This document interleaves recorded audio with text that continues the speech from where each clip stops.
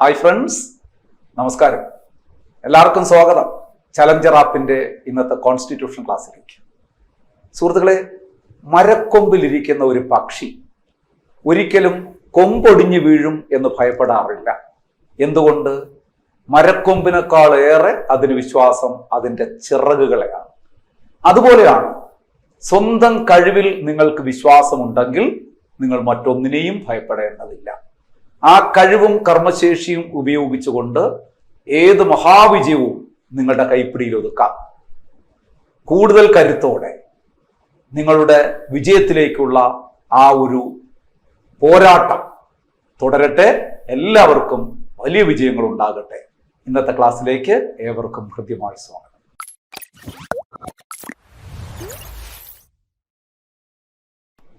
ഇന്ന് വളരെ വളരെ പ്രധാനപ്പെട്ട ഒരു ടോപ്പിക്കിലേക്ക് നമ്മൾ കടക്കുകയാണ്. ഒരു 2-3 ക്ലാസ്സുകൾ കൊണ്ട് മാത്രം അവസാനിക്കുന്ന ഒരു വലിയ ടോപ്പിക്കാണിത്. എല്ലാത്തരം മത്സര പരീക്ഷകളുടെ സിലബസിലും ഉൾപ്പെട്ടിട്ടുള്ള ഭരണഘടനയിലെ വളരെ പ്രധാനപ്പെട്ട ഒരു ടോപ്പിക്കാണ് ഭരണഘടനാ ഭേദഗതികൾ, കോൺസ്റ്റിറ്റ്യൂഷണൽ അമെൻമെന്റ് ആക്ട്സ്. നിങ്ങൾക്കറിയാം, ഏറെ പ്രധാനപ്പെട്ട ഒരു ഏരിയയാണ്.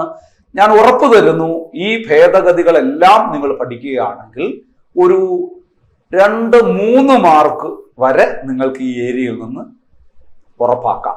കാരണം ഇത് പഠിക്കുമ്പോൾ നമ്മൾ പല ഏരിയകളൂടി കവർ ചെയ്യേണ്ടതായിട്ടുണ്ട്. പല ഏരിയകളൂടി നമ്മൾ ഡിസ്കസ് ചെയ്യും. കാരണം ഈ ഭേദഗതികൾ സ്പർശിക്കുന്ന ചില ഏരിയകളുണ്ട്. അതെല്ലാം കൂടി പറഞ്ഞു വരുമ്പോൾ ഇത് വിപുലമാണ്. അപ്പൊ ഇത് ഒരു നിങ്ങൾക്കറിയാം, പരീക്ഷയുടെ നിങ്ങളുടെ സിലബസിൽ 7 ഭേദഗതികൾ പഠിക്കാനാണ് പറഞ്ഞിരിക്കുന്നത്.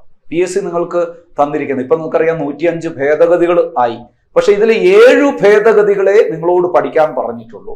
42-ാം ഭേദഗതി, 44-ാം ഭേദഗതി, 52-ാം ഭേദഗതി, 73-ാം ഭേദഗതി, 74-ാം ഭേദഗതി, 86-ാം ഭേദഗതി, 91-ാം ഭേദഗതി. ഇങ്ങനെ 7 ഭേദഗതികളാണ് PSC സിലബസിൽ ഉൾപ്പെടുത്തിയിരിക്കുന്നത്. എന്നാൽ ഈ 7 ഭേദഗതികൾ പഠിച്ചാൽ മതിയോ? പോരാ. ഇതിനോടനുബന്ധിച്ച് നമ്മൾ പല ഭേദഗതികളും കൂടി പഠിക്കണം. ഓരോ ടോപ്പിക്ക് പഠിക്കുമ്പോൾ അതുമായി ബന്ധപ്പെട്ട ഭേദഗതികൾ നമ്മൾ അല്ലാതെയും പഠിക്കുന്നുണ്ട്. അതുകൊണ്ട് ഈ 7 ഭേദഗതികൾ മതിയോ എന്ന് ചോദിച്ച് വിഷമിക്കേണ്ടതില്ല. കാരണം മറ്റു പല ഏരിയകളിലൂടെ അല്ലാത്ത കുറെ ഭേദഗതികളിലൂടെ നമ്മൾ പഠിക്കുന്നുണ്ട്. അപ്പൊ നമുക്ക് ഇപ്പം ചെയ്യാനുള്ളത് പക്കാ സിലബസ് ആദ്യം ഒന്ന് പഠിച്ചു തീർക്കാം. ഈ 7 ഭേദഗതികൾ പഠിച്ചു തീർത്തിട്ട് ലാസ്റ്റ് ക്ലാസ്സിൽ നമുക്കൊരു കാര്യം ചെയ്യാം. അതിനോടൊപ്പം ലേറ്റസ്റ്റ് ആയിട്ടുള്ള 101, 102, 103, 104, 105 ഒരു 5 ഭേദഗതികൾ കൂടി ഇതിന്റെ കൂട്ടത്തിൽ തന്നെ ഞാൻ പറഞ്ഞു തരാം. ഭംഗിയായിട്ട് പഠിക്കണം. ഈ 7 ടോപ്പിക്കും അല്ലെങ്കിൽ ഈ 7 ഭേദഗതിയും 7 ടോപ്പിക്ക് പോലെ നിങ്ങൾ പഠിക്കണം. അപ്പൊ നമുക്ക് ആരംഭിക്കാം.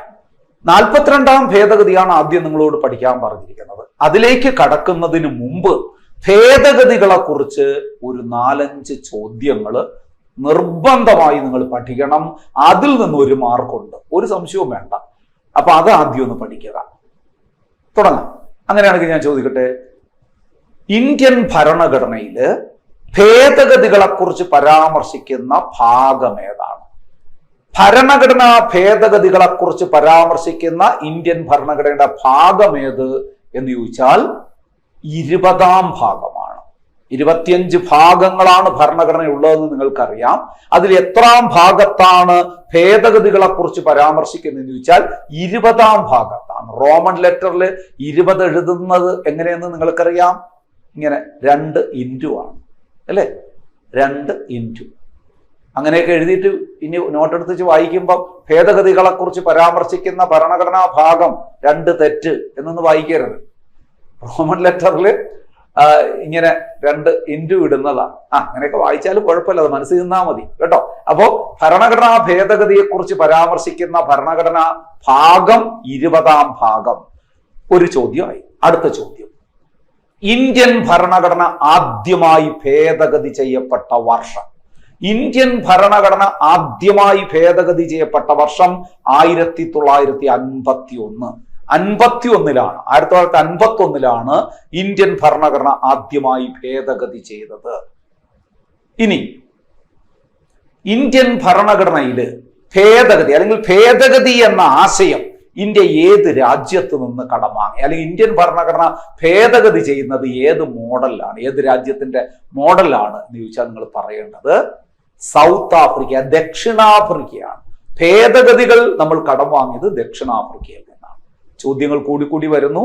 ഭേദഗതിയെക്കുറിച്ച് പരാമർശിക്കുന്ന ഭരണഘടനാ ഭാഗം 20. അതുപോലെ തന്നെ ഇന്ത്യൻ ഭരണഘടന ആദ്യമായി ഭേദഗതി ചെയ്യപ്പെട്ട വർഷം 1951. ഭരണഘടനാ ഭേദഗതി ഇന്ത്യ കടം വാങ്ങിയത് ദക്ഷിണാഫ്രിക്കയിൽ നിന്ന്. ഏറ്റവും പ്രധാനപ്പെട്ട ഒരു ചോദ്യമാണ് ഇനി ഞാൻ പറയുന്നത്. മിക്കവാറുള്ള പരീക്ഷകളുടെ ചോദ്യപേപ്പറിൽ ഉൾപ്പെട്ടിട്ടുള്ള ഒരു ചോദ്യമാണ്, ഇനിയും ചോദിക്കാൻ സാധ്യതയുള്ളതാണ്. ഇന്ത്യൻ ഭരണഘടന ഭേദഗതി ചെയ്യുന്നത് ഏത് അനുച്ഛേദ പ്രകാരമാണ്? ആർട്ടിക്കിൾ റിലേറ്റിംഗ് ടു ദി അമെൻമെന്റ് ഓഫ് ഇന്ത്യൻ കോൺസ്റ്റിറ്റ്യൂഷൻ. ഇന്ത്യൻ ഭരണഘടന ഭേദഗതി ചെയ്യുന്നത് ഏത് അനുച്ഛേദ പ്രകാരമാണ്? 368 വകുപ്പ് പ്രകാരമാണ്. ആർട്ടിക്കിൾ 368 പ്രകാരമാണ് ഇന്ത്യൻ ഭരണഘടന ഭേദഗതി ചെയ്യുന്നത്. അടുത്ത ഏറ്റവും പ്രധാനപ്പെട്ട ചോദ്യമാണ്, ഇന്ത്യൻ ഭരണഘടന ഭേദഗതി ചെയ്യാനുള്ള അധികാരമാർക്കാണ്? അമെൻമെന്റ് authority of Indian constitution parliament ആണ്. പാർലമെന്റിനല്ലാതെ ഭരണഘടന ഭേദഗതി ചെയ്യാൻ മറ്റാർക്കും അവകാശമില്ല. നോക്കൂ, ഭരണഘടനാ തലവനാണ് രാഷ്ട്രപതി എന്ന് കരുതിയിട്ട് ഭരണഘടന ഭേദഗതി ചെയ്യാൻ രാഷ്ട്രപതിക്ക് അധികാരമുണ്ടോ? ഇല്ല. ഇന്ത്യൻ ഭരണഘടനയുടെ സംരക്ഷകനാണ് സുപ്രീം കോടതി എന്ന് കരുതിയിട്ട് സുപ്രീം കോടതിയിലെ ചീഫ് ജസ്റ്റിസിനോ ജഡ്ജിമാർക്കോ ഭരണഘടന ഭേദഗതി ചെയ്യാൻ കഴിയുമോ? കഴിയില്ല. ഭരണഘടന ഭേദഗതി ചെയ്യാനുള്ള അധികാരമാർക്കാണ്? നമ്മുടെ പാർലമെന്റിന് മാത്രം. പാർലമെന്റിൽ ഭരണഘടനാ ഭേദഗതി നിയമം പാസാക്കിക്കൊണ്ട് മാത്രമേ ഭരണഘടന ഭേദഗതി ചെയ്യാൻ കഴിയുകയുള്ളൂ. അങ്ങനെയാണെങ്കിൽ പാർലമെന്റ് എന്നാൽ എന്താണ്? പാർലമെന്റ് എന്ന് പറഞ്ഞാല് രാജ്യസഭ, ലോകസഭ, രാഷ്ട്രപതി. ഒരുപാട് തവണ ചോദിച്ചിട്ടുണ്ട് പാർലമെന്റ് എന്നാൽ, എന്നിട്ട് ഓപ്ഷനിൽ കാണും രാജ്യസഭ, ലോകസഭ, രാജ്യസഭ, ലോകസഭ പ്രധാനമന്ത്രി, രാജ്യസഭ, ലോകസഭ രാഷ്ട്രപതി, ഇങ്ങനെ പല ഓപ്ഷൻ കാണും. നിങ്ങളൊരൊറ്റ ഉത്തരമേ പറയാവൂ, പാർലമെന്റ് എന്നാൽ രാജ്യസഭ, ലോകസഭ, രാഷ്ട്രപതി. 2 സഭകളിലും ഒരു പ്രമേയം പാസാക്കി രാഷ്ട്രപതിയുടെ അംഗീകാരവും കൂടി കിട്ടുമ്പോഴാണ് അത് നിയമമായി മാറുന്നത്. അപ്പം പാർലമെന്റിൽ ഒരു നിയമം നിർമ്മിക്കണമെങ്കിൽ ഈ 3 ഘടകങ്ങൾ വേണ്ടേ? അതുകൊണ്ടാണ് പാർലമെന്റ് എന്ന് പറഞ്ഞാൽ രാജ്യസഭ, ലോകസഭ, രാഷ്ട്രപതി എന്ന് നമ്മൾ പറയുന്നത്. അപ്പൊ ആ ചോദ്യവും കിട്ടിക്കഴിഞ്ഞു. ഒരു ചോദ്യവും കൂടി, ഇന്ത്യൻ ഭരണഘടന ഭേദഗതി ചെയ്യുന്നതിന് എത്ര മാർഗങ്ങളുണ്ട്? 3 മാർഗങ്ങൾ. 3 മാർഗങ്ങളിലൂടെയാണ് ഇന്ത്യൻ ഭരണഘടന ഭേദഗതി ചെയ്യുന്നത്. ഒന്ന്, ബൈ സിമ്പിൾ മെജോറിറ്റി. പാർലമെന്റിൽ പങ്കെടുത്ത് വോട്ട് ചെയ്യുന്നവരിൽ ഭൂരിഭാഗം 50% കൂടുതൽ പിന്തുണയോടുകൂടി ചില കാര്യങ്ങൾ ഭേദഗതി ചെയ്യാം. ഇത് ഒന്നാമത്തെ മാർഗം. ഈ മാർഗം 368 വരുന്നതല്ല. 3 മാർഗങ്ങളിൽ 2, ഇനി പറയുന്ന 2 മാർഗങ്ങളാണ് 368 വകുപ്പിന്റെ പരിധിയിൽ വരുന്നത്. അപ്പൊ ഒന്നാമത്തെ മാർഗം എന്താണ്? പാർലമെന്റിൽ പങ്കെടുത്ത് വോട്ട് ചെയ്യുന്നവരിൽ ഭൂരിഭാഗത്തിന്റെ പിന്തുണയോടുകൂടി ഭേദഗതി ചെയ്യുന്നതാണ്. 2, പാർലമെന്റിലെ 2/3 ഭൂരിപക്ഷം, പാർലമെന്റിലെ 2/3 ഭൂരിപക്ഷം, ആ 2/3 ഭൂരിപക്ഷത്തിന്റെ പിന്തുണയോടുകൂടി ചില കാര്യങ്ങൾ ഭേദഗതി ചെയ്യാം. 2ാമത്തെ മാർഗം. 3ാമത്തെ മാർഗം, പാർലമെന്റിൽ 2/3 ഭൂരിപക്ഷവും വേണം, അതിനെ സംസ്ഥാന നിയമസഭകളുടെ പകുതിയിൽ കൂടുതൽ പിന്തുണയ്ക്കുകയും വേണം. സംസ്ഥാനങ്ങളുടെ പകുതിയിൽ കൂടുതൽ പിന്തുണയ്ക്കുന്ന പാർലമെന്റിന് 2/3 ഭൂരിപക്ഷം. ഇങ്ങനെ 3 മാർഗങ്ങളിലൂടെയാണ്. അവസാനം പറഞ്ഞ 2 മാർഗങ്ങളാണ് 368 വകുപ്പിന്റെ പരിധിയിൽ വരുന്നത്. അപ്പൊ ഇന്ത്യൻ ഭരണഘടന ഭേദഗതി ചെയ്യുന്നതിന് എത്ര മാർഗങ്ങളുണ്ട്? 3 മാർഗങ്ങൾ. ഒന്ന്, പാർലമെന്റിൽ പങ്കെടുത്ത് വോട്ട് ചെയ്യുന്നവരിൽ ഭൂരിഭാഗം പിന്തുണയോടുകൂടി. 2ാമത്, പാർലമെന്റിലെ 2/3 ഭൂരിപക്ഷം പിന്തുണയോടുകൂടി. 3ാമത് പറയുന്നത് സംസ്ഥാനങ്ങളുടെ പകുതിയിൽ കൂടുതൽ പിന്തുണയ്ക്കുന്ന പാർലമെന്റിലെ 2/3 ഭൂരിപക്ഷത്തോടുകൂടി. ഇങ്ങനെ ഇത് നമുക്ക് തൽക്കാലം ഇങ്ങനെ ഓർത്തോളൂ. ഇതിനെക്കുറിച്ച് കൂടുതൽ വിശദാംശങ്ങളിലേക്ക് നമുക്ക് പാർലമെന്റ് പഠിക്കുമ്പോൾ പോകാം. ഇപ്പം ഇങ്ങനെ ഓർമ്മിച്ചോളൂ. അപ്പൊ ഇത്രയും ചോദ്യങ്ങള് നമ്മുടെ ഭേദഗതികൾ, ഓരോ ഭേദഗതികൾ പഠിക്കുന്നതിന് മുമ്പ് നിങ്ങളുടെ മനസ്സിലുണ്ടാകണം. ഞാൻ ഒന്നുകൂടെ പറയാം. ഭരണഘടനാ ഭേദഗതിയെക്കുറിച്ച് പരാമർശിക്കുന്ന ഭരണഘടനാ ഭാഗം 3, ഇന്ത്യൻ ഭരണഘടന ആദ്യമായി ഭേദഗതി ചെയ്ത വർഷം 1951. ഇന്ത്യൻ ഭരണഘടന ഭേദഗതി എന്നുള്ള ആശയം കടം വാങ്ങിയത് ദക്ഷിണാഫ്രിക്കയിൽ നിന്ന്. ഇന്ത്യൻ ഭരണഘടന ഭേദഗതി എന്നത് 368 വകുപ്പ് പ്രകാരം. ഭരണഘടന ഭേദഗതിയുള്ള അധികാരം പാർലമെന്റിനാണ്. പാർലമെന്റ് എന്ന് പറഞ്ഞാൽ രാജ്യസഭ, ലോകസഭ, രാഷ്ട്രപതി എന്നിവ ചേർന്നതാണ്. ഭരണഘടന ഭേദഗതി എന്ന് 3 മാർഗങ്ങളുണ്ട്. പാർലമെന്റിലെ 2/3 ഭൂരിപക്ഷത്തില്, ആദ്യം പറയേണ്ടത് പാർലമെന്റിലെ പാർലമെന്റിൽ പങ്കെടുത്ത് വോട്ട് ചെയ്യുന്നവരിൽ ഭൂരിഭാഗം എന്ന് പറഞ്ഞാൽ സിമ്പിൾ മെജോറിറ്റി. എത്ര പേര് പങ്കെടുത്തു, എത്ര പേര് വോട്ട് ചെയ്തു, അവരിൽ ഭൂരിഭാഗം, അതാണ് നമ്മൾ പറയുന്നത് സിമ്പിൾ മെജോറിറ്റി. രണ്ടാമത് പറഞ്ഞത് പാർലമെന്റിലെ 2/3 ഭൂരിപക്ഷം. മൂന്നാമത് പറഞ്ഞത് സംസ്ഥാനങ്ങളുടെ പകുതി കൂടുതൽ പിന്തുണയ്ക്കുന്ന പാർലമെന്റിലെ 2/3 ഭൂരിപക്ഷം. അങ്ങനെ 3 രീതിയിൽ ഇന്ത്യൻ ഭരണഘടന ഭേദഗതി ചെയ്യാം. അതിൽ ആദ്യം പറഞ്ഞ രീതി 368 വകുപ്പിന്റെ പരിധിയിൽ വരുന്നതല്ല. 2 മാർഗങ്ങളാണ് 368 വകുപ്പിന്റെ പരിധിയിൽ വരുന്നത്. ഇത്രയും പഠിച്ചു എങ്കിൽ ഇനി നമുക്ക് ഓരോ ഭേദഗതിയെ കുറിച്ച് പഠിക്കാം. ഭേദഗതിയുടെ ആമുഖമായി പറഞ്ഞ ഒരു 5-6 ചോദ്യങ്ങളാണ് ഞാൻ ഇപ്പം നിങ്ങളോട് പറഞ്ഞത്. സുഹൃത്തുക്കളെ, അതിൽ നിന്ന് 1 മാർക്കുണ്ട്, നിർബന്ധമായി പഠിക്കണം. അതിൽ ഏറ്റവും കൂടുതൽ അവിടെ ചോദിച്ചിട്ടുള്ളത് ആ ആർട്ടിക്കിളാണ് 368. ഓക്കെ ആണോ? ഇനി നമ്മൾ പറഞ്ഞ 7 ഭേദഗതികളിലേക്ക് കടക്കുകയാണ്. അപ്പോൾ ഈ ക്ലാസ്സിൽ ഒരു ഭേദഗതി പഠിക്കാൻ പോവാണ്, 42ാം ഭേദഗതി. അടുത്ത ക്ലാസ്സിൽ 44ാം ഭേദഗതി. അതിൻ്റെ അടുത്ത ക്ലാസ്സിൽ 52ാം ഭേദഗതി. 3 ക്ലാസ്. അടുത്തത് 73, 74 കൂടെ ചേർന്ന് ഒരു ക്ലാസ്.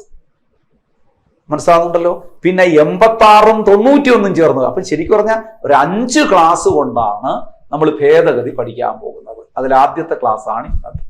കാരണം ഇത് അത്ര ലെങ്തി ആയിട്ടുള്ള ഒരു ടോപ്പിക്കാണ്. ഒരുപാട് കാര്യങ്ങൾ പറയാനുള്ളത് കൊണ്ടാണ് നമ്മൾ ഇങ്ങനെ ഡിവൈഡ് ചെയ്ത് പറയുന്നത്. ഓക്കെ ആണല്ലോ? അപ്പൊ 42ാം ഭേദഗതി പഠിക്കാൻ റെഡി ആയിക്കൊള്ളുക. ആരംഭിക്കുന്നു 42ാം ഭേദഗതി. 42ാം ഭേദഗതിയെ കുറിച്ച് പറയുമ്പോൾ നിങ്ങൾ ശ്രദ്ധിക്കേണ്ടുന്നത്, ആദ്യം പറയുക 42ാം ഭേദഗതി നിയമം 1976. ഏത് ഭേദഗതി പഠിച്ചാലും ആ ഇയർ കൂടി അറ്റാച്ച് ചെയ്തേ പറയാവൂ. 42ാം ഭേദഗതി നിയമം 1976. അപ്പൊ അത് തന്നെ ഒരു ചോദ്യം ഒളിഞ്ഞു കിടപ്പുണ്ട്. 42ാം ഭേദഗതി നിയമം പാസാക്കിയ വർഷം 1976. നിലവിൽ വന്നതെന്ന്, 42ാം ഭേദഗതി നിയമം നിലവിൽ വന്നത് 1977 ജാനുവരി 3-ാം തീയതി, പിറ്റേ വർഷം. 76 പാസാക്കി, അത് നിലവിൽ വന്നത് 1977 ജാനുവരി 3-ാം തീയതി.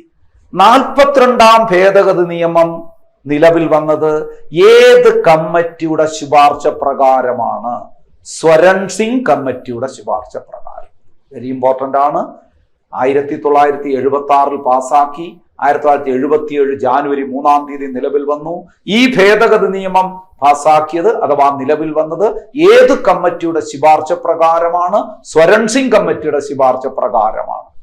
ആ സമയം ഇന്ത്യയുടെ പ്രധാനമന്ത്രി ആര്? ഇന്ദിരാഗാന്ധി. ആ സമയം ഇന്ത്യയുടെ രാഷ്ട്രപതി ആര്? ഫക്രുദ്ദീൻ അലി അഹമ്മദ്. ശ്രദ്ധിക്കണം. ഇപ്പൊ 42ാം ഭേദഗതി നിയമം പാസാക്കുമ്പോൾ ഇന്ത്യയുടെ പ്രധാനമന്ത്രി ആര് എന്ന് തന്നെ ചോദിക്കണമെന്നില്ല. പകരം ഇനി നമ്മൾ അങ്ങോട്ട് കുറച്ച് പോയിന്റുകൾ പഠിക്കും. അതിലെ ഏതെങ്കിലും ഒരു പോയിന്റ് എടുത്തിട്ട് ഇത് നടപ്പിലാക്കിയ പ്രധാനമന്ത്രി ആര് എന്നൊക്കെ ആയിരിക്കും ചോദിക്കുന്നത്. എന്തായാലും ശരി, അതുകൊണ്ട് അഡ്വാൻസ് ആയിട്ട് ഞാൻ പറഞ്ഞു, 42ാം ഭേദഗതി നിയമം പാസാക്കിയപ്പോ ഇന്ത്യയുടെ പ്രധാനമന്ത്രി ഇന്ദിരാഗാന്ധിയാണ്, രാഷ്ട്രപതി ഫക്രുദ്ദീൻ അലി അഹമ്മദാണ്. ഇത്രയും ഓർമ്മയുണ്ടോ? പഠിക്കാൻ കഴിയുമോ? എങ്കിൽ ഇനി ഡീറ്റെയിൽ ആയിട്ട് ഓരോ പോയിന്റിലേക്ക് പോകാം. 42ാം ഭേദഗതിയാണ് മനസ്സിലുണ്ടാകണം. ഏറ്റവും വലിയ ഭരണഘടനാ ഭേദഗതി. നമുക്ക് അങ്ങനെ ഒരു പോയിന്റ് ആദ്യം പഠിക്കാം. ലാർജസ്റ്റ് കോൺസ്റ്റിറ്റ്യൂഷണൽ അമെൻമെന്റ് ആക്ട്. ഇന്ത്യൻ ഭരണഘടനയുമായി ബന്ധപ്പെട്ട് പറയുകയാണെങ്കിൽ ഏറ്റവും വലിയ ഭരണഘടനാ ഭേദഗതി, ഓരോ പോയിന്റും ഓരോ OMR ചോദ്യമാണ്, പരീക്ഷയ്ക്ക് ചോദിക്കും. ഏറ്റവും വലിയ ഭരണഘടനാ ഭേദഗതി ഏത്? 42ാം ഭേദഗതി. അടുത്ത പോയിന്റ് ശ്രദ്ധിക്കുക, മിനി കോൺസ്റ്റിറ്റ്യൂഷൻ എന്നറിയപ്പെടുന്നു. ഒരുപാട് തവണ പരീക്ഷകൾക്ക് ചോദിച്ച ചോദ്യമാണ്. മിനി കോൺസ്റ്റിറ്റ്യൂഷൻ എന്നറിയപ്പെടുന്ന ഭേദഗതി ഏത്? 42ാം ഭേദഗതി, 1976. മുമ്പൊക്കെ നമ്മുടെ സെക്രട്ടേറിയറ്റ് അസിസ്റ്റന്റിന്റെ മെയിൻ പരീക്ഷയൊക്കെ എഴുത്തു പരീക്ഷ നടന്നിരുന്ന ഒരു കാലമുണ്ട്, നിങ്ങൾക്കറിയാം. എഴുത്തു പരീക്ഷ ഉണ്ടായിരുന്ന സമയം. ആ സമയത്തൊക്കെ നമ്മൾ സ്ഥിരമായി പഠിപ്പിക്കുന്ന ഒരു ചോദ്യമുണ്ട്, ആ പരീക്ഷയ്ക്ക് ചോദിച്ചുകൊണ്ടിരുന്ന ഒരു ചോദ്യമുണ്ട്. എന്താണ്? വൈ 42nd അമെൻമെന്റ് ഈസ് കോൾഡ് മിനി കോൺസ്റ്റിറ്റ്യൂഷൻ? എന്തുകൊണ്ടാണ് 42ാം ഭേദഗതിയെ മിനി കോൺസ്റ്റിറ്റ്യൂഷൻ എന്ന് വിളിക്കപ്പെടുന്നത്? മിനി കോൺസ്റ്റിറ്റ്യൂഷൻ എന്ന് പറഞ്ഞാൽ ചെറു ഭരണഘടന, ലഘു ഭരണഘടന എന്നാണ് എന്റെ മലയാളം. ഇന്നേ വരെ ആ മലയാള വാക്ക് ചോദിച്ചിട്ടില്ല. പകരം മിനി കോൺസ്റ്റിറ്റ്യൂഷൻ എന്നുള്ള ഇംഗ്ലീഷ് വാക്കാണ് മലയാളത്തിൽ എഴുതി ചോദിക്കുന്നത്. മിനി കോൺസ്റ്റിറ്റ്യൂഷൻ എന്ന് വിളിക്കാൻ കാരണമെന്ത്? അങ്ങനെ ഡിസ്ക്രിപ്റ്റീവ് മോഡൽ നമ്മൾ ഒരുപാട് പാരഗ്രാഫായിട്ട് തന്നെ അതിന്റെ ആൻസർ ഒക്കെ കൊടുക്കുമായിരുന്നു. ഇപ്പൊ അതിനാവശ്യമില്ലാത്തത് കൊണ്ട് അതിന്റെ എല്ലാം കൂടെ ചേർന്ന ഒരു അന്തസത്ത നമ്മൾ പഠിക്കണം. എന്താണ്? അതായത് എന്തുകൊണ്ടാണ് 42ാം ഭേദഗതിയെ മിനി കോൺസ്റ്റിറ്റ്യൂഷൻ എന്ന് വിളിക്കുന്നത്? ബിക്കോസ് ദിസ് അമെൻമെന്റ് act has brought about a drastic change in the Indian constitution. Indian ഭരണഘടനയിൽ സമഗ്രമായ മാറ്റങ്ങൾ കൊണ്ടുവന്ന ഭേദഗതിയാണ് 42ാം ഭേദഗതി. അപ്പൊ ആ പോയിന്റ് അങ്ങനെ തന്നെ നിങ്ങൾ പഠിച്ചോളൂ. ഇന്ത്യൻ ഭരണഘടനയിൽ സമഗ്രമായ മാറ്റങ്ങൾ കൊണ്ടുവന്ന ഭേദഗതി. 3 പോയിന്റായി. ഏറ്റവും വലിയ ഭരണഘടനാ ഭേദഗതി, മിനി കോൺസ്റ്റിറ്റ്യൂഷൻ എന്നറിയപ്പെടുന്ന ഭേദഗതി, ഇന്ത്യൻ ഭരണഘടനയിൽ സമഗ്രമായ മാറ്റങ്ങൾ, ഒരുപാട് തിരുത്തലുകള്, ഒരുപാട് കൂട്ടിച്ചേർക്കലുകള് ഒക്കെ ആയിട്ട് അടിമുടി ഇന്ത്യൻ ഭരണഘടനയിലെ സജീവ സാന്നിധ്യമായ ഒരു ഭേദഗതിയാണ് 42ാം ഭേദഗതി. അതുകൊണ്ടാണ് അതിനെ മിനി കോൺസ്റ്റിറ്റ്യൂഷൻ എന്നൊക്കെ വിശേഷിപ്പിക്കപ്പെടുന്നത്. ഇനി ഇന്ത്യൻ ഭരണഘടനയിൽ സമഗ്രമായ മാറ്റങ്ങൾ കൊണ്ടുവന്ന ഭേദഗതി എന്ന് പറഞ്ഞു. അടുത്ത ഏറ്റവും പ്രധാനപ്പെട്ടതാണ്, നമ്മളൊരു ചാപ്റ്റർ പഠിച്ചതാണ്, ആമുഖം പഠിപ്പിച്ചപ്പോ ഞാൻ പറഞ്ഞതാണ്, ആമുഖത്തെ തിരുത്തി കുറിച്ച ഭരണഘടനാ ഭേദഗതി 42ാം ഭേദഗതി. ആമുഖത്തെ ഭേദഗതി ചെയ്ത ഒരേ ഒരു ഭരണഘടനാ ഭേദഗതിയേ ഉള്ളൂ, അത് 42ാം ഭേദഗതിയാണ്. എങ്കിൽ അടുത്ത പോയിന്റായിട്ട് വിശദമായി പറഞ്ഞോളൂ. ആമുഖത്തിൽ സ്ഥിതി സമത്വം അഥവാ സോഷ്യലിസ്റ്റ്, മതേതരത്വം അഥവാ സെക്കുലർ, അഖണ്ഡത അഥവാ ഇന്റഗ്രിറ്റി എന്നീ 3 വാക്കുകൾ ഉൾപ്പെടുത്തിയ ഭേദഗതി. ആമുഖത്തിൽ 3 വാക്കുകൾ ഉൾപ്പെടുത്തിയ ഭേദഗതിയാണ് 42ാം ഭേദഗതി. വാക്കുകൾ ഏതൊക്കെ? സ്ഥിതി സമത്വം, മതേതരത്വം, അഖണ്ഡത. ഇംഗ്ലീഷ് പറഞ്ഞാൽ സോഷ്യലിസ്റ്റ്, സെക്കുലർ ആൻഡ് ഇന്റഗ്രിറ്റി എന്നീ വാക്കുകൾ ഉൾപ്പെടുത്തിയ ഭേദഗതി. അപ്പൊ പോയിന്റുകൾ കൂടി വരുന്നുണ്ട്. അടുത്ത വെരി ഇമ്പോർട്ടന്റ് ആയിട്ടുള്ള ഒരു പോയിന്റിലേക്ക് നമ്മൾ കടക്കുകയാണ്. ഇന്ത്യൻ ഭരണഘടനയിൽ മൗലിക കടമകൾ എന്നൊരു അധ്യായം ഉൾപ്പെടുത്തിയ ഭേദഗതി 42ാം ഭേദഗതി. ഒറിജിനൽ കോൺസ്റ്റിറ്റ്യൂഷനില് അഥവാ ഭരണഘടന നിലവിൽ വന്നപ്പോൾ മൗലിക അവകാശങ്ങൾ മാത്രമേ ഉണ്ടായിരുന്നുള്ളൂ, മൗലിക കടമകളില്ലായിരുന്നു. മൗലിക കടമകൾ, മൗലിക ചുമതലകൾ, മൗലിക കർത്തവ്യങ്ങൾ എന്നൊക്കെ പറഞ്ഞാൽ ഒന്ന് തന്നെയാണ്. ഇംഗ്ലീഷിൽ ഒറ്റ വാക്കേ ഉള്ളൂ, ഫണ്ടമെന്റൽ ഡ്യൂട്ടീസ്. ഇന്ത്യൻ ഭരണഘടനയിൽ ഫണ്ടമെന്റൽ ഡ്യൂട്ടീസ് ഉൾപ്പെടുത്തിയ ഭേദഗതി. അത് 3 രീതിയിൽ ആ ചോദ്യം ചോദിക്കാം. ഒന്നുകിൽ ഇന്ത്യൻ ഭരണഘടനയിൽ മൗലിക കടമകൾ ഉൾപ്പെടുത്തിയ ഭേദഗതി എന്ന് ചോദിക്കാം, അല്ലെങ്കിൽ ഇന്ത്യൻ ഭരണഘടനയിൽ 4A എന്ന ഭാഗം ഉൾപ്പെടുത്തിയ ഭേദഗതി. 4Aയിലാണ് മൗലിക കടമകൾ പറയുന്നത്. അല്ലെങ്കിൽ മറ്റൊരു ചോദ്യം ചോദിക്കാം, ഇന്ത്യൻ ഭരണഘടനയിൽ 51A എന്ന അനുച്ഛേദം ഉൾപ്പെടുത്തിയ ഭേദഗതി. 51A എന്ന് പറയുന്നത് ഏതനുച്ഛേദമാണ്? മൗലിക കടമകളെ കുറിച്ച് പറയുന്ന അനുച്ഛേദമാണ്. അപ്പൊ അത് നിങ്ങൾ ഒറ്റ പോയിന്റ് ആയിട്ട് മനസ്സിലിട്ടുകൊള്ളുക. ഇന്ത്യൻ ഭരണഘടനയിൽ മൗലിക കടമകൾ അഥവാ ഭാഗം 4A അഥവാ ആർട്ടിക്കിൾ 51A ഉൾപ്പെടുത്തിയ ഭേദഗതി. സുഹൃത്തുക്കളെ, ഇവിടെ ഒരു പ്രീവിയസ് ചോദ്യമുണ്ട്, ഒന്നിലധികം തവണ ആവർത്തി ചോദിച്ചുള്ള ചോദ്യമാണ്. ഇന്ത്യൻ ഭരണഘടനയില് മൗലിക കടമകൾ ഉൾപ്പെടുത്തിയ പ്രധാനമന്ത്രി ആര്? അതുകൊണ്ടാണ് ആദ്യമേ ഞാൻ പ്രധാനമന്ത്രിയുടെ പേര് പറഞ്ഞത്. ഇന്ത്യൻ ഭരണഘടനയിൽ മൗലിക കടമകൾ ഉൾപ്പെടുത്തിയ പ്രധാനമന്ത്രി ആര്? ഇന്ദിരാഗാന്ധി. പ്രീവിയസ് ക്വസ്റ്റ്യൻ ആണ്. അപ്പോ 4A എന്ന ഭാഗം ഇന്ത്യൻ ഭരണഘടനയിൽ ഉൾപ്പെടുത്തി, മൗലിക കടമകൾ ഉൾപ്പെടുത്തി എന്ന് പഠിച്ചാൽ അടുത്ത പോയിന്റ് അതിന്റെ കണക്ഷനായിട്ട് തന്നെ നിങ്ങൾക്ക് കിട്ടും.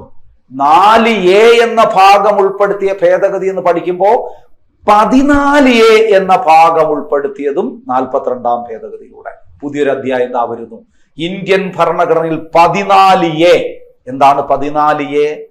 14A എന്ന് പറഞ്ഞാൽ എന്താണ്? Administrative tribunal. Administrative tribunal. അപ്പൊ അതിന്റെ ആർട്ടിക്കിൾ കൂടെ പറ. നിരവധി തവണ ചോദിച്ചിട്ടുള്ളതാണ്. അഡ്മിനിസ്ട്രേറ്റീവ് ട്രൈബ്യൂണലിനെ കുറിച്ച് പരാമർശിക്കുന്ന ഭരണഘടനാ അനുച്ഛേദം 323A.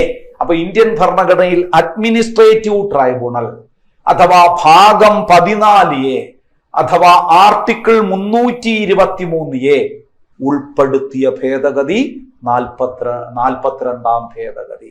എന്താണ് സുഹൃത്തുക്കളെ ഈ അഡ്മിനിസ്ട്രേറ്റീവ് ട്രൈബ്യൂണൽ എന്ന് പറഞ്ഞാൽ? അഡ്മിനിസ്ട്രേറ്റീവ് ട്രൈബ്യൂണൽ ഒരു കോസി ജുഡീഷ്യൽ ബോഡിയാണെന്ന് നിങ്ങൾക്കറിയാം.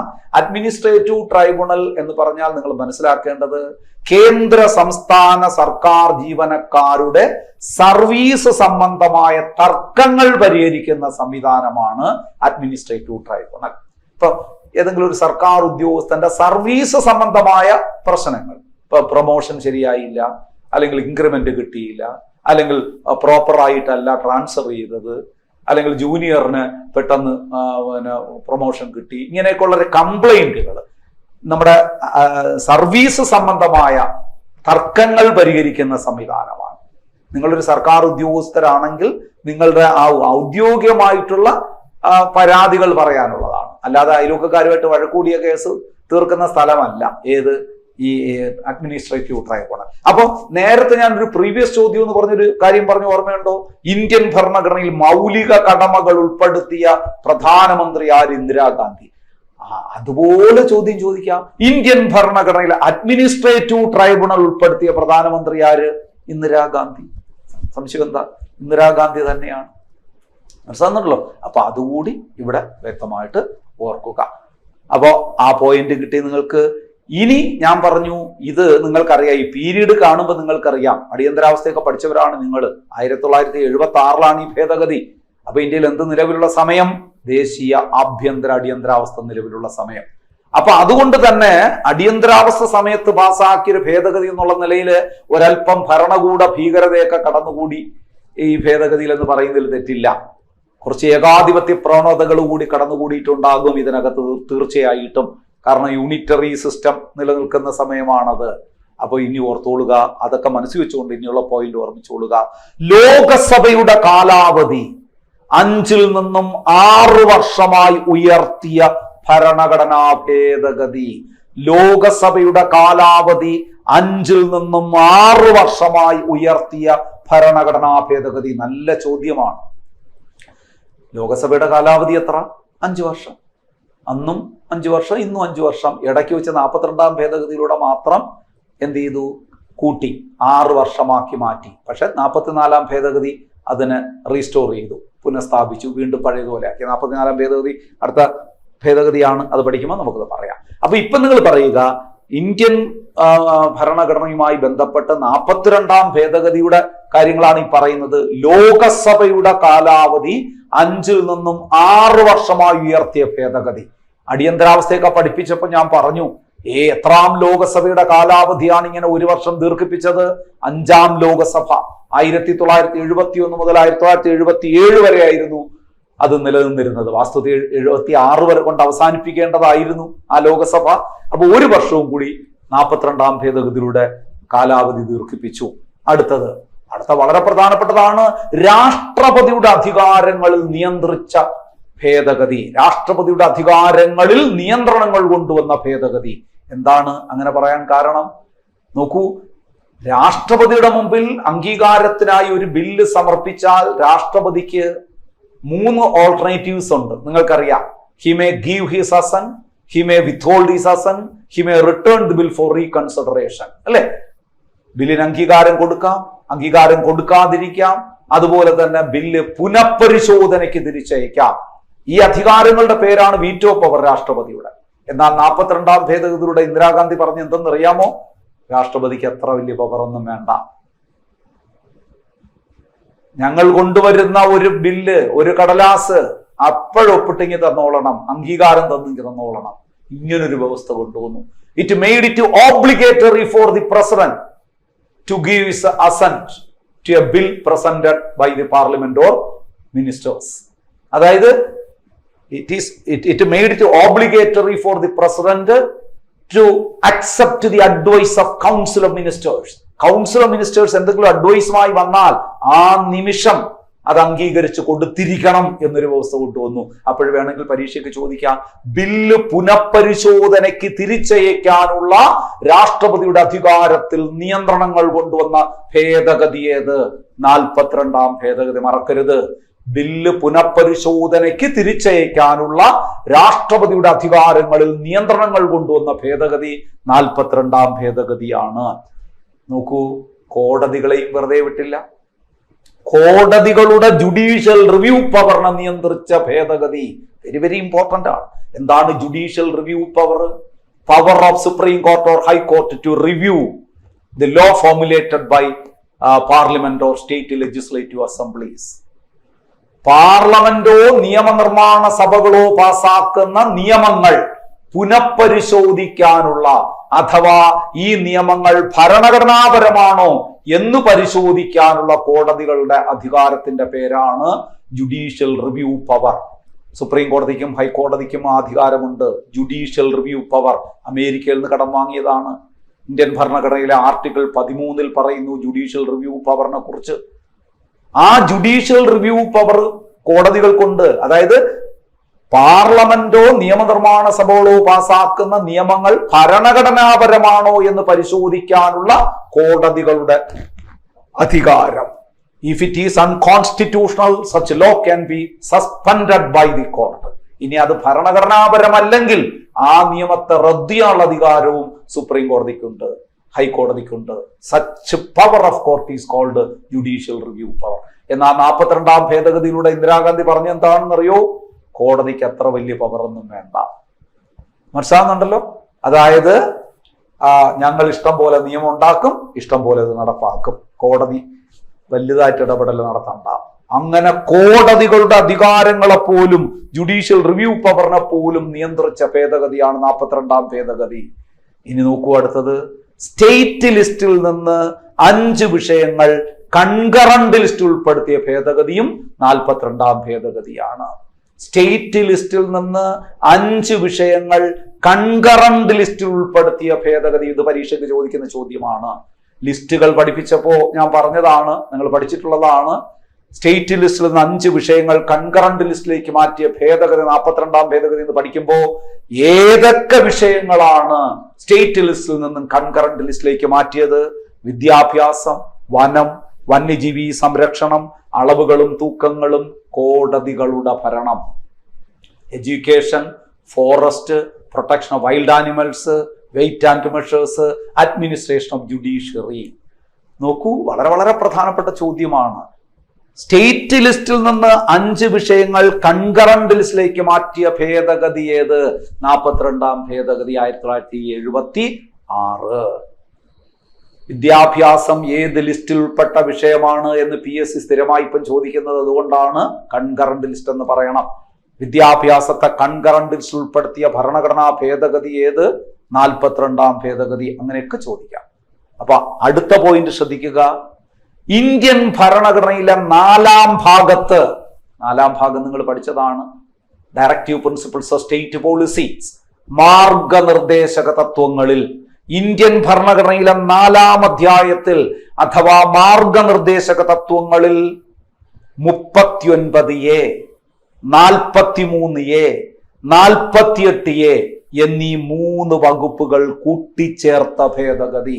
ഇന്ത്യൻ ഭരണഘടനയിലെ 4ാം അധ്യായത്തില് അഥവാ മാർഗനിർദ്ദേശക തത്വങ്ങളില് 39A, 43A, 48A എന്നീ വകുപ്പുകൾ കൂട്ടിച്ചേർത്ത ഭേദഗതി ഏതെന്ന് ചോദിച്ചാൽ അതെന്താ പറയേണ്ടത്? 42ാം ഭേദഗതി. ഇനി ആ 3 ആർട്ടിക്കിളിൽ പറയുന്ന കാര്യം കൂടി ഒന്ന് പറഞ്ഞാൽ നന്നായിരിക്കും. 39A എന്താ പറഞ്ഞത്? നിങ്ങൾ പഠിച്ചിട്ടുണ്ട്. ഡയറക്റ്റീവ് പ്രിൻസിപ്പിൾസ് ഓഫ് സ്റ്റേറ്റ് പോളിസിയിൽ പഠിച്ചാണ്. 39 എയിൽ പറയുന്നത് എന്താണ്? Equal justice and free legal aid, തുല്യനീതിയും സൗജന്യ നിയമസഹായവും. 43 വർക്കേഴ്സ് പാർട്ടിസിപ്പേഷൻ മാനേജ്മെന്റ്, തൊഴിലാളികളുടെ പങ്കാളിത്തം മാനേജ്മെന്റ്, വ്യവസായശാലകളുടെ മാനേജ്മെന്റിൽ തൊഴിലാളികളുടെ പങ്കാളിത്തം. 48 പരിസ്ഥിതി വനം വന്യജീവി സംരക്ഷണം. 48 നോക്കൂ, ഇങ്ങനെ 3 സുപ്രധാന വകുപ്പുകൾ ഇന്ത്യൻ ഭരണഘടന ഉൾപ്പെടുത്തിയത് ഏത് ഭേദഗതിയിലൂടെയാണ്? 42ാം ഭേദഗതി. അപ്പോൾ സുഹൃത്തുക്കളെ, 42ാം ഭേദഗതി ഏറ്റവും പ്രധാനപ്പെട്ടതാണ്. അതിൽ പറഞ്ഞ പോയിന്റുകൾ ഒന്നും നിങ്ങൾ മറക്കാതിരിക്കാൻ ഞാൻ പെട്ടെന്ന് ഓടിച്ച് അത്യാവശ്യ പോയിന്റുകൾ മാത്രം പറയാം. ഏറ്റവും വലിയ ഭരണഘടനാ ഭേദഗതി, മിനി കോൺസ്റ്റിറ്റ്യൂഷൻ എന്നറിയപ്പെടുന്ന ഭേദഗതി, ഇന്ത്യൻ ഭരണഘടനയിൽ സമഗ്രമായ മാറ്റങ്ങൾ കൊണ്ടുവന്ന ഭേദഗതി, ആമുഖത്തെ തിരുത്തിക്കുറിച്ച ഭേദഗതി, ആമുഖത്തിൽ സ്ഥിതി സമത്വം, മതേതരത്വം, അഖണ്ഡത എന്നീ 3 വാക്കുകൾ ഉൾപ്പെടുത്തിയ ഭേദഗതി, മൗലിക കടമകൾ ഇന്ത്യൻ ഭരണഘടന ഉൾപ്പെടുത്തിയ ഭേദഗതി, അഡ്മിനിസ്ട്രേറ്റീവ് ട്രൈബ്യൂണൽ ഇന്ത്യൻ ഭരണഘടന ഉൾപ്പെടുത്തിയ ഭേദഗതി, ലോകസഭയുടെ കാലാവധി 5 നിന്നും 6 വർഷമായി ഉയർത്തിയ ഭേദഗതി, രാഷ്ട്രപതിയുടെ അധികാരങ്ങളും നിയന്ത്രണങ്ങളും കൊണ്ടുവന്ന ഭേദഗതി, അതായത് ബില്ല് പുനഃപരിശോധനയ്ക്ക് തിരിച്ചയക്കാനുള്ള രാഷ്ട്രപതിയുടെ അധികാരങ്ങളിൽ നിയന്ത്രണങ്ങൾ കൊണ്ടുവന്ന ഭേദഗതി, കോടതികളുടെ ജുഡീഷ്യൽ റിവ്യൂ പവറിനെ നിയന്ത്രിച്ച ഭേദഗതി. ഇനി നമ്മൾ പറഞ്ഞത് സ്റ്റേറ്റ് ലിസ്റ്റിൽ നിന്നും 5 വിഷയങ്ങൾ കൺകറന്റ് ലിസ്റ്റിലേക്ക് മാറ്റിയ ഭേദഗതി, ഭരണഘടനയുടെ 4A എന്ന ഭാഗത്ത് അഥവാ മാർഗനിർദ്ദേശക തത്വങ്ങളിൽ 39A, 43A, 48A എന്നീ വകുപ്പുകൾ ഉൾപ്പെടുത്തിയ ഭേദഗതി വളരെ വളരെ പ്രധാനപ്പെട്ടതാണ്. സുഹൃത്തുക്കളെ, ഈ ഭേദഗതി എന്ന് പറഞ്ഞാൽ ചിലർ ഇതൊക്കെ കേട്ടിട്ട് അവസാനം ചോദിക്കും, ഭേദഗതി എന്ന് പറഞ്ഞാൽ എന്താണ്? ഭേദഗതി എന്ന് പറഞ്ഞാൽ ഇന്ത്യൻ ഭരണഘടനയിലുള്ള എന്തെങ്കിലും ഒഴിവാക്കുകയോ ഭരണഘടനയിൽ എന്തെങ്കിലും പുതുതായിട്ട് കൂട്ടിച്ചേർക്കുകയോ നിലവിലുള്ളതിൽ എന്തെങ്കിലും മാറ്റം വരുത്തുകയോ ചെയ്യുന്ന നടപടിക്രമങ്ങളെയാണ് ഭേദഗതി എന്ന് പറയുന്നത്. അപ്പം ഭരണഘടനാ ഭേദഗതിയെ കുറിച്ചുള്ള കുറച്ച് കാര്യങ്ങൾ പഠിച്ചു. അതിനോടൊപ്പം ഏറ്റവും വലിയ ഭരണഘടനാ ഭേദഗതിയായ 42ാം ഭരണഘടനാ ഭേദഗതിയാണ് ഇന്നത്തെ ക്ലാസ് നമ്മൾ പഠിച്ചത്. അപ്പം 42ാം ഭരണഘടനാ ഭേദഗതിയെ കുറിച്ച് നിങ്ങൾക്ക് ഒരു ഐഡിയ കിട്ടിയിട്ടുണ്ടാകും എന്ന് ഞാൻ വിശ്വസിക്കുന്നു. കിട്ടിയിട്ടില്ലെങ്കിൽ ക്ലാസ് ആവർത്തിച്ച് കാണുക. പരീക്ഷയ്ക്ക് പോകുമ്പോൾ 42ാം ഭേദഗതി പഠിക്കാതെ നിങ്ങൾ പരീക്ഷയ്ക്ക് പോകരുത്. 1 മാർക്കെങ്കിലും ഈ ഏരിയയിൽ നിന്ന് ചോദിക്കാതിരിക്കില്ല. അപ്പോൾ ഇന്നത്തെ ക്ലാസ്സിൽ പങ്കെടുത്ത എല്ലാവർക്കും നന്ദി അറിയിക്കുന്നു. എല്ലാവർക്കും വലിയ വിജയങ്ങൾ ഉണ്ടാകട്ടെ എന്ന് പ്രാർത്ഥിക്കുന്നു. വീണ്ടും അടുത്തൊരു ക്ലാസ്സിൽ വീണ്ടും കാണാം എന്ന പ്രതീക്ഷയോടുകൂടി ഇന്നത്തെ ക്ലാസ്സോടെ വൈൻഡപ്പ് ചെയ്യുന്നു. Thank you so much. Good bye.